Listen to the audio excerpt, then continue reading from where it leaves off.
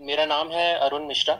और किताब गोई जो है ये मेरा मेंसा और इंस्टाग्राम दोनों चैनल्स पे नाम है। और कागज कलम किताब इस शो का जो होस्ट है वो मैं ही हूँ। मुझे अच्छी कहानियों, कविताओं, किताबों, भाषाओं को बड़ा शौक है। बचपन से अच्छी कहानियां, किताबें पढ़ता आ रहा हूँ। पढ़ी हुई किताबों को उनकी यादों को संजो के रखने के लिए मैंने ये किताब गोई नाम का ये चैनल बनाया है। और इसी के माध्यम से मैं बहुत सारे अच्छे लोगों से भी जुड़ता आया हूँ। उनसे बहुत कुछ सीखने को मिलता है, समझने को मिलता है। तो पढ़ने के बाद की जो हमारी अगली कड़ी है वो है लिखना, राइटिंग। इस क्रम में हमारी ये सार्थक पहल है। और इस शो के माध्यम से हम जुड़ेंगे ऐसे लेखकों से, कहानीकारों से, कवियों से, कथाकारों से, जो हमें लिखने की कला के बारे में और बताएंगे और समझाएंगे कि हम कैसे उसे निखार सकें। तो इसी कड़ी में ये हमारा पहला एपिसोड है, परिचय एपिसोड है। और इसमें हमारे साथ जुड़ रहे हैं कथाकार, कवि, आलोचक अर्पण कुमार सर। तो अर्पण सर की एक बहुत सुंदर कविता है और मैं ये पढ़ करके उनको बुलाऊंगा मंच पे बात करने के लिए। तो ये कविता है, इसका शीर्षक है मैं कुछ नहीं हूं। मैं कुछ नहीं हूं, इस कुछ नहीं को जीना चाहता हूं। कुछ ना होने जैसे अपने इस होने पर चाहता हूं थोड़ा सा तरंगित होना। कड़वे अनुभवों के पतझड़ के बीच जीवन अंततः है तो किसी वसंत का आगमन ही। प्राप्ति अप्राप्ति के किसी चक्कर में पड़कर घन चक्कर नहीं बनना चाहता हूं। तो इतनी सुंदर कविता के बाद मैं अर्पण कुमार सर को ही आमंत्रित करता हूं हमारे साथ बातचीत करने के लिए। धन्यवाद अरुण जी और आपकी पूरी टीम को शुक्रिया। तमाम सुनने वाले साथियों को नमस्कार। और जैसा आप कहें मैं आपके साथ जुड़ा हुआ हूं। जिस तरह से आप चाहते वैसी बातचीत होगी जी।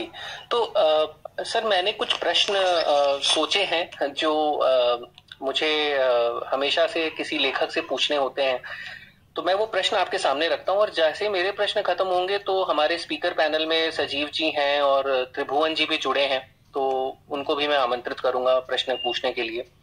तो मेरा पहला जो प्रश्न है, आपने कविता और उपन्यास दोनों विधाओं में रचना की है और लेखक के तौर पर आपको कौन सी विधा आसान या कठिन लगती है? जी देखिए, मैं कहानी, कविता, उपन्यास, यात्रा वृतांत, आलोचना, डायरी आदि कई विधाओं में हूं और मुझे ये सभी विधाएं समान रूप से प्रिय हैं। जब जैसी सुविधा होती है वैसा लिखना हो जाता है। हाँ, उपन्यास ज्यादा व्यवस्थित रूप से काम करने की मांग करता है, मगर कोई कहानी लिखते हुए भी हम कई कई कोणों से विचार करते हैं। मेरी कई कहानियां प्रकाशित हैं, कुछ एक संग्रहों में, साझा संकलनों में हैं और स्वतंत्र रूप से भी संग्रह आने वाला है। मगर जितनी प्रकाशित हैं उससे अधिक संख्या में कहानियां अप्रकाशित भी हैं। वह इसलिए कि आपने जब एक बार किसी विधा पर काम कर लिया, लिख लिया, तो हर समय आपके पास अवकाश नहीं होता है और कहीं न कहीं आपके भीतर का लेखक, विचारक उन पर सोचता रहता है। ऐसे में उस पर पुनः काम करने की जरूरत महसूस होती है। मैं तमाम मित्रों से यही कहूंगा कि लिखने के बाद जब आप उससे विलग हो जाते हैं तब उसे आप छोड़ दें और जब दोबारा आपका मूड करे, समय मिले, आप उस तरह के स्वभाव में लौटें तो पुनः उस पर काम करें। आज जब हम लोग लैपटॉप, कंप्यूटर पर यह काम कर रहे हैं, टैबलेट पर, तो संपादन काफी आसान हो गया है। ऐसे में छोटी छोटी गलतियां भी अगर कोई लेखक करता है, चाहे मैं करूं चाहे कोई और करे, तो वह उचित नहीं है। हम सभी मानव हैं, गलतियां होंगी, मगर जितनी कम गलतियां हों उतना सुंदर है। और कंप्यूटर ने यह सुविधा भी हमें मुहैया कराई है कि हम बार बार ड्राफ्ट बना सकते हैं, और जब खुद संतुष्ट हो जाएं, वक्त लगे तो ही उस रचना को लोगों के बीच आने दें। तो ऐसे में विधाओं को लेकर मुझे कोई समस्या नहीं है। जब जैसा मन किया ऐसा करता हूं। कविताओं में भी मैं कहूंगा, कई ऐसी कविताएं हैं जो अगर कहीं पहले प्रकाशित भी हैं तो मैं उन्हें पुस्तक में लेने के क्रम में दोबारा से उन पर काम करता हूं, उन्हें मांझता हूं। तो मुझे लगता है कि लेखक अपनी किसी रचना से अंत तक संतुष्ट नहीं हो सकता है। संग्रह में भी चीजें आ जाती हैं, उपन्यास हो या कहानियां हो। उपन्यास तो खैर इंडिपेंडेंट ही आएगा, मगर फिर भी आगे के संस्करणों में भी हम कोशिश करते हैं कि उनमें यह चीज और जोड़ दी जाए, यह चीज और जोड़ दी जाए। तो मुझे लगता है कि यह एक अनवरत प्रक्रिया है और जिसमें हमें यह काम करते रहना है। मैं स्वयं जनसुलभ पुस्तकालय के नाम से एक चैनल, एक उपक्रम आयोजित करता हूं। इसके कार्यक्रम देश दुनिया में फेसबुक पर सुने जाते हैं और बाद में सभी कार्यक्रम यूट्यूब पर भी हैं। वहां भी हमने कई लेखकों पर एकाग्र किया। जिनके माइक ऑन है वो कृपया ऑफ कर लें। तो वहां भी हमने कई लेखकों पर एकाग्र किया। लेखकों के साथ अनुवादकों से भी बात हुई। वहां भी कई लेखकों और अनुवादकों से यह बात करते हुए यह बात समझ में आई कि कई बार अनुवादक तो उस लिखे हुए को, जो भी किताब में है, उसका अनुवाद करता है और फाइनली जब वह मूल लेखक के पास जाता है तो वह कहता है कि नहीं, इसमें यह बदलाव कर दो, इसमें यह बदलाव कर दो। वह अनुवाद से असंतुष्ट नहीं है, वह अपने ही रचना में कुछ परिवर्तन करता है। ऐसे में अनुवादक और लेखक के बीच की नोक झोंक भी चलती रहती है। तो मुझे लगता है कि यह जो खुरदुरापन है लेखन का, कि हम हर बार अपनी रचनाओं में संशोधन करते हैं या अगले संस्करणों में कुछ चीजें जोड़ते घटाते रहते हैं, इसमें कोई बुराई नहीं है। जी सर, बहुत आपने एडिटिंग के महत्व पर बात की और कितना जरूरी है एडिटिंग करना, जो शायद आजकल कई रचनाओं में हमें लगता है कि वो मिसिंग है या बिल्कुल भी उस पर ध्यान नहीं दिया गया है। सर, मेरा दूसरा जो सवाल है वो कुछ ऐसा है, मतलब कई लोग मानते हैं कि कोई विशेष स्थान होना चाहिए, समय होनी चाहिए या कोई तकनीक होनी चाहिए कि पहले अपने कैरेक्टर का प्लॉट बना लो और उसके बाद उसके ऊपर लिखना शुरू करो, या यही स्थान है, यही समय है, मैं इसी समय लिख सकता हूँ, मैं और किसी समय नहीं लिख सकता। तो आपके साथ भी क्या कभी कुछ ऐसा होता है कि कोई विशेष समय, स्थान, तकनीक आदि का ध्यान देते हैं आप? जी देखिए, इसमें ऐसा है कि विचार कभी भी आपको आएंगे। बाजार में टहलते हुए, मॉल में खरीदारी करते हुए, खुद गाड़ी चलाते हुए, किसी और के साथ गाड़ी में बैठते हुए, तो इतने सारे विचार आएंगे कि इनमें से कईयों को आप भूल जाएंगे और चाहकर भी आप सभी विचारों को दर्ज नहीं कर सकते हैं। मगर इसमें यही बेहतर है कि जो भी आप दर्ज कर सकें जरूर करें। आजकल तो मोबाइल में जो हम अपने साथ रखते हैं, हम कई जगहों पर जाकर, ईमेल में या मेमो में, कहीं भी जाकर जहां हमें सुविधा हो, अपने विचारों को दर्ज कर सकते हैं। और बाद में जब आप कंप्यूटर खोलें तो वहां उस ड्राफ्ट पर आगे काम कर ले, क्योंकि इतनी सारी चीजें हैं कि आप भूल जाएंगे। मेरे साथ तो रात में सोने के समय ऐसा अक्सर होता है कि यह विचार आया, वह विचार आया, और कई कविताओं की शक्ल में विचार आए, ऐसे भाव आए जो कविताओं में लग रहे हैं कि उन्हें दर्ज चीत करते हुए अपने किसी प्रिय के साथ, किसी परिवारजन के साथ, किसी मित्र के साथ बात करते हुए लगता है कि यह बात तो अच्छी हो गई, तो उसे हमें दर्ज कर लेना चाहिए। किसी टैक्सी ड्राइवर के साथ भी बैठे हुए हैं, अगर हम उसकी ही यात्रा को थोड़ा जान लें, वह कहां से है, कहां तक पढ़ा हुआ है, तो हर व्यक्ति के पास जो इतने तरह के अनुभव हैं कि अगर हम उससे बातचीत करते हैं तो लगता है यह भी एक चरित्र है। मैं कई बार देखता हूं जो बेसमेंट में, चाहे कोई कमर्शियल कॉम्प्लेक्स हो या कोई आवासीय परिसर हो, वहां गार्ड है या कोई और भी है, चौकीदार है, तो उनके हाव भाव, उनके बारे में जानना, उनके कपड़ों का रंग, उनका रूटीन, अखबार पढ़ने का उनका अंदाज, ऐसे तमाम लोग हैं जो हमें आकर्षित करते हैं कि इन पर लिखें।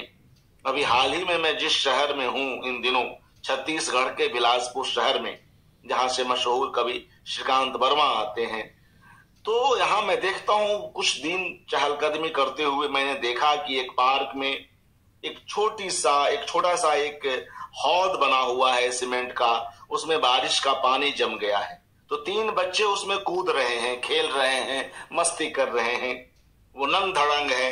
मैं वीडियो बना रहा हूं तो उनको इसकी भी परवाह नहीं है। तो बड़ा मजेदार लगा उनको देखना, और स्वयं उनको देखकर अपना बचपन याद आया। आज कितने ऐसे बच्चे हैं जो इस तरह से खुलेआम आराम से सारे कपड़े उतार कर मस्त होकर नहा रहे हैं, जो कभी हम लोग स्वयं, हम में से कई लोग अपने गांवों में किया करते थे। बाद में एक जगह कॉमर्शियल कॉम्प्लेक्स बन रहा था, तो जमीन की खुदाई हुई, तो बारिश होने से वहां भी काफी पानी भर गया, तालाब जैसा वह जगह हो गई, तो उन्हें और एक बड़ी जगह मिल गई, एक तालाब जैसा मिल गया। वहां भी मैंने देखा उन 2 बच्चों को कि वो जंप कर रहे हैं, नहा रहे हैं। ऐसे बहुत सारी जगहें हैं। कोई मोची है, वह अपना काम कर रहा है, अगर उसका टूल किट देखिए, वो बदल गया है वक्त के साथ, उसका जो लोहे का जो डब्बा है वह बदला हुआ है। तो कैसे छोटे छोटी राशि के लिए लोग मेहनत करते हैं, काम करते हैं। तो ऐसे तमाम लोग हैं जो आपका ध्यान आकर्षित करेंगे। कहीं कोई दीवार खड़ी हो रही है, मैं जहां अभी रह रहा हूं सामने खुली जगह थी, अब वहां पर कोई हॉस्पिटल बन रहा है, तो मेरी बालकनी के ठीक आगे जो है वो दीवार खड़ी हो रही है। तो मैं सोच रहा था कल परसों में ही कि अब मैं उस तरह से आकाश को, सड़क पर भागती गाड़ियों को नहीं देख पाऊंगा जिस तरह से मैं देखा करता था, क्योंकि मेरी आंखों के सामने दीवार खड़ी हो जाएगी। अब यह दीवार पर लिखना हो तो जिस फॉर्म में लिखिए, काफी अच्छी रचना हो सकती है। उस मोची पर लिखना हो तो जिस फॉर्म में लिखिए, काफी अच्छी रचना हो सकती है। उस गार्ड या चौकीदार पर लिखना हो, काफी अच्छी रचना हो सकती है। या उन बच्चों पर जो नंग धड़ंग होकर, मस्त होकर नहा रहे हैं पानी में। कई सुरक्षित परिवारों के बच्चों की तुलना में मुझे लगता है कुछ रिस्क के साथ ही मगर अधिक स्वाभाविक जीवन जी रहे हैं। अगर उन पर लिखना हो तो क्या कुछ हम नहीं लिख सकते हैं। तो ये तमाम विचार हैं। ऐसे ही कई दार्शनिक विचार। कई बार आपका मूड ऑफ हो गया, कई बार किसी ने कुछ बहुत ऐसा चुभते हुए शब्द कह दिए कि आप परेशान हो जाते हैं। तो जब आपका दिल दुखता है तब भी आप के अंदर ऐसे विचार आते हैं कि आप उनको दर्ज करना चाहते हैं, क्योंकि दुख की उस गहराई में बहुत सघन भाव में आप सोचते हैं। तो निश्चय ही हर व्यक्ति के पास कुछ ऐसे भाव आते हैं कि वे सुंदर शब्दों का रूप ले सकते हैं। तो इस तरह से मैं कहूंगा कि आप अपने विचारों को दर्ज जरूर करें। वक्त लगेगा, फिर वो धीरे धीरे उस रचना के माध्यम से उसकी शुरुआत में आपको समझ में आएगी यह बात कि यह बात किधर जा रही है। कविता बन रही है, डायरी बन रही है, कहानी बन रही है, या और क्या बन रहा है। कई लेखक इस बात को बतलाते हैं कि उन्होंने कोई बात कहानी के रूप में सोची, बाद में वह लंबी कहानी बनते बनते उपन्यास का रूप ले लेती है। तो इस तरह से एक ही चरित्र कई जगहों पर कई रूपों में आ सकता है। जी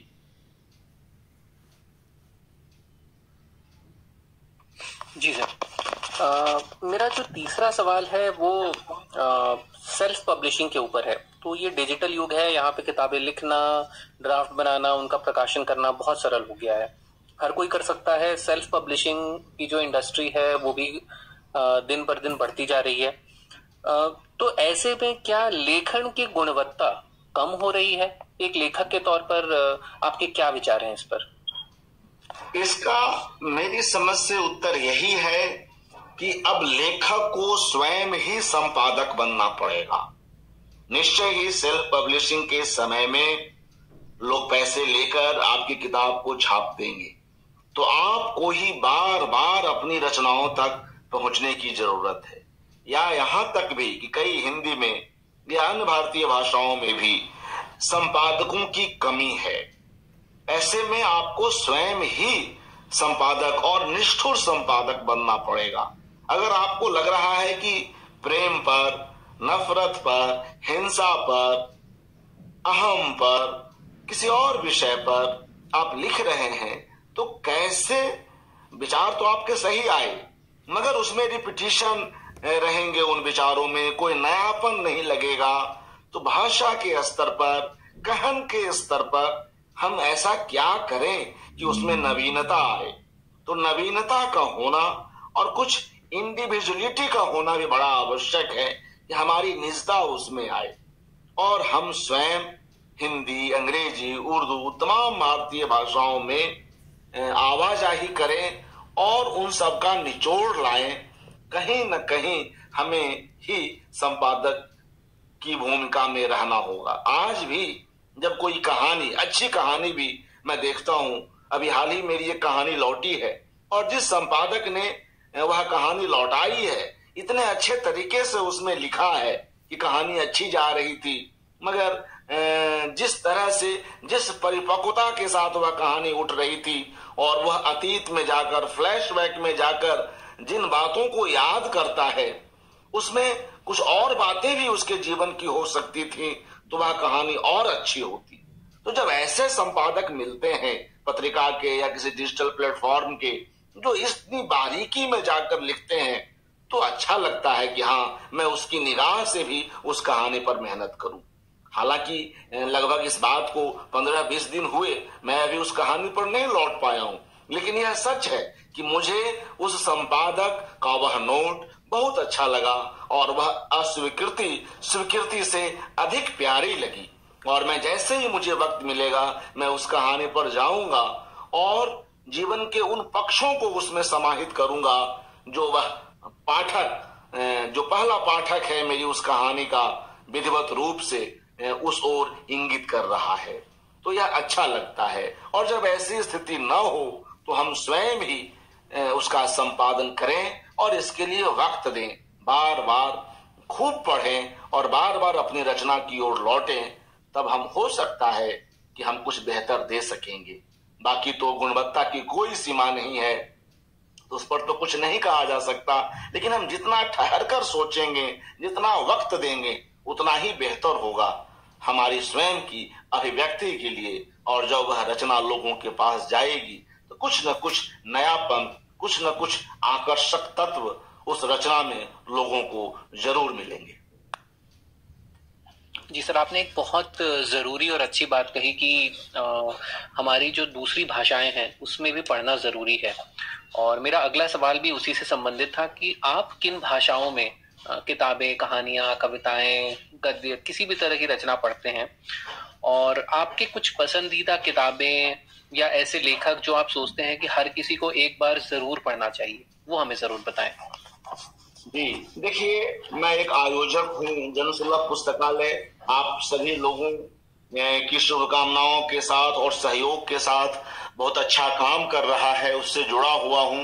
तमाम लेखकों पर हमने आयोजन किए हैं, फिल्मकारों पर, जिनमें श्याम बेनेगल, जिनमें मुजफ्फर अली, जिनमें शमा जैदी, जिनमें और तमाम लोग जुड़े हुए, तमाम लेखकों पर, जिनमें अशोक वाजपेयी, रमेश चंद्र शाह, ज्योत्सना मिलन, रघुवीर सहाय, निर्मल वर्मा, राजेंद्र यादव और इन दिनों राजेश जोशी जी पर, और राजनीति में, राजनीतिक विचारकों में किशन पटनायक जी पर, पर्यावरणविद में अनुपम मिश्र जी पर हमने ऐसे कई एकाग्र किए। मैं स्वयं आलोचना की भूमिका में हूं, तो तमाम उपन्यासों पर, कहानी संग्रहों पर, कविता संग्रहों पर लिखता रहा हूं। और चाहे समकालीन लेखन हो या पहले के जो हमारे अग्रज लेखक हैं या रचनाकार हैं, महिला रचनाकार हैं, कृष्णा सोबती जी हैं, तमाम लोगों पर काम कर रहा हूं, हिंदी में भी, अंग्रेजी में भी, उर्दू में भी। अभी हमने जोगिंदर पॉल, उर्दू के बड़े रचनाकार हुए, उन पर भी एकाग्र किया। तमाम उर्दू, हिंदी, अंग्रेजी के लोग बोलते हैं। ऐसे ही यज्ञ पर हमने किया, 31 एपिसोड्स किए, हर रोज एक कार्यक्रम किए, और देश से विदेश से लोग जुड़ते हैं। तो ऐसे में एक दो नाम लेना मुश्किल है, मगर इन सब को मैं बारी बारी से पढ़ता हूं और मुझे लगता है कि इस काम के सिलसिले में भी मेरा पढ़ना बहुत बढ़ा है और मुझे एक संतोष भी है। हाँ, कई बार इस कारण से खुद का लिखना कम हो जाता है, कविताएं फिर भी हो जाती हैं, मगर कहानियां अधूरी रह जाती हैं, उपन्यास कुछ पृष्ठों के बाद आगे नहीं बढ़ पाता है। मगर मुझे लगता है कि इस तरह से पढ़ना भी बहुत आवश्यक है। अभी गीतांजलि श्री जी को आप सभी जानते हैं, अंतर्राष्ट्रीय बुकर प्राइज मिला रेत समाधि के अंग्रेजी उपन्यास के लिए, आपके ही चैनल पर। उस पर भी मैंने, उस किताब पर मैंने अपनी बात कही थी, क्योंकि उसकी समीक्षा की थी। गीतांजलि श्री जी से लंबी बातचीत हुई। अभी अलका सरावगी जी, हिंदी की एक मशहूर लेखिका, उनसे लंबी बातचीत हुई है, जो एक पत्रिका में शीघ्र ही आ रही है। ऐसे तमाम लोग, अभी सारा राय जी जो संयोग से प्रेमचंद की पोती भी हैं, उनसे भी लंबी बातचीत हुई है। तो ये सभी इंटरव्यूज, ये सभी बातचीत शीघ्र ही, इनमें से कुछ तो आ चुकी हैं, कुछ आएंगी। और इन सब तैयारियों के पीछे उनकी सभी पुस्तकों को पढ़ना, कहानियां हो, उपन्यास हो, वह बहुत आवश्यक है। तो इन सबों को पढ़ते हुए हम खुद ही समृद्ध होते हैं। हिंदी, उर्दू, अंग्रेजी, खास तौर से इन 3 भाषाओं में मैं पढ़ पाता हूँ। बाकी दूसरी भाषाओं के अनुवाद, चाहे वह गुजराती से हो, मराठी से हो, मलयालम से हो, उनमें भी यथासंभव समय की सीमा है, पढ़ने की भी सीमा है। तो यथासंभव कोशिश करता हूँ कि अधिक से अधिक किताबों को पढ़ सकें। लेकिन पढ़ते हुए नोट्स लीजिए, कहीं न कहीं कुछ लिखिए, ताकि वे चीजें आपको याद रह जाए। पढ़कर छोड़ देंगे तो बहुत चीजें आप भूल जाएंगे। तो नोट्स जरूर लें।